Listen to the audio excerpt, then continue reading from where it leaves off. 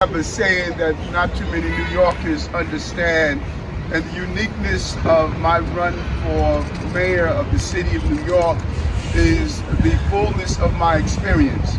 There's not one candidate that can tell you about blowing out steel dust from their nostrils at the end of their day. I can, as a transit police officer, every night at the conclusion of our tour duty, like these men and women behind me, our nostrils are filled with that steel dust. It's filled with the soot. It's filled with the diesel fuel. It is filled with all of the elements that we have to address in our subway system. One element should not exist. They should not go to their buses, their trains, their stations, and have to be assaulted, have to be someone spit on them, someone attacked them, someone slashed them. That is not the New York I know, and that is not the New York I'm going to return to. So as we stand here at Stuytown, getting off the 14th Street station, watching the level of homelessness station after station on our trains and throughout the system, I want to first thank this amazing union. Tony, I appreciate you and your entire executive board.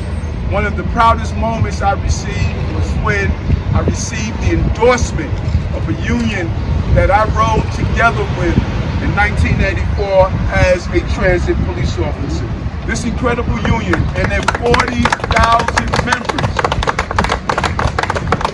This is the good housekeeping seal of approval that I'm a blue-collar candidate that understands blue-collar workers. And darn it, this is a blue-collar city, and we're going to make sure we respect the men and women here. We're united. New York is not going to just survive, we're going to thrive. We're going to bring this city back in a real way. And I want to say to all who are here, we're going to support a sustainable mass transit system, supporting buses, subways, and commuter rail trains that moves millions of New Yorkers and ensure that this is a productive city. And at its best, there's no better way to get around this city.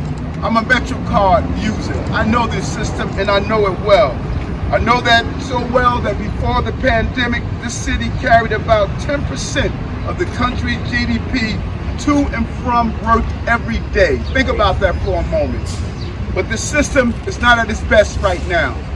We could do far much better. Even though we've successfully secured billions in relief from funding from Washington, even though we will soon, and we have, moved towards a 24-hour service, even though ridership numbers are starting to climb again, our subway system is dangerous.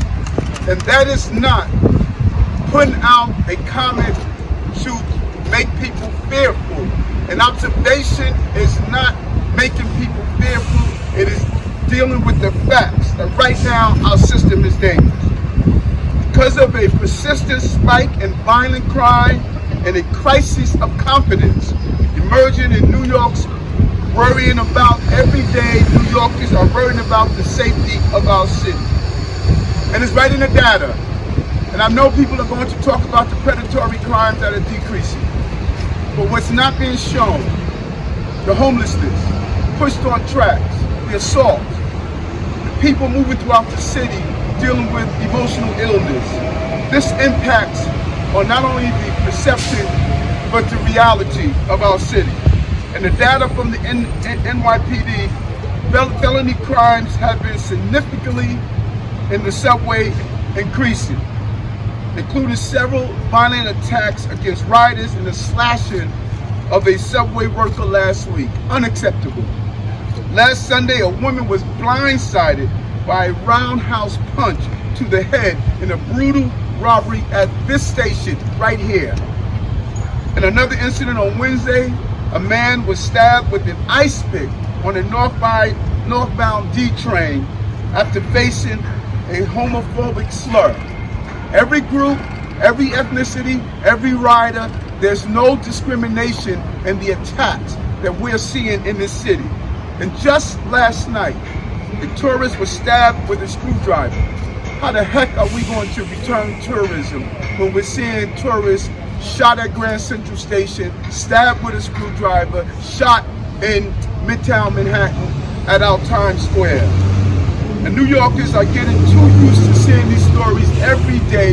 You pick up the papers, you'll see attacks on blacks, Asian, Muslim, LGBTQ, and other members of this city.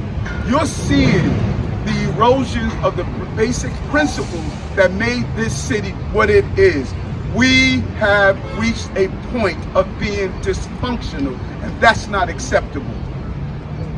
For our pandemic to recover, to move forward, we cannot be continued to derailed by the dangers of violent behavior in our city. Public safety and justice is the prerequisite to prosperity, and we will never surrender that. And I'm troubled. In order to turn this city around, we must have intervention and prevention. All I'm hearing from my candidates, they're talking about prevention. But darn it, we need to talk about intervention. How do we stop the violence right now?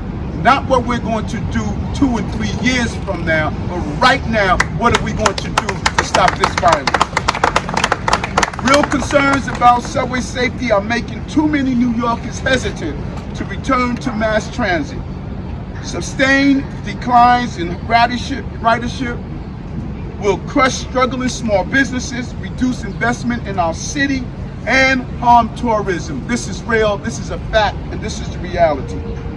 So thanks to this union and our collective advocacy in recent months, some efforts have been made to improve safety, but we have a long way to go, and we need management and the city to listen to us as we talk about improving this city.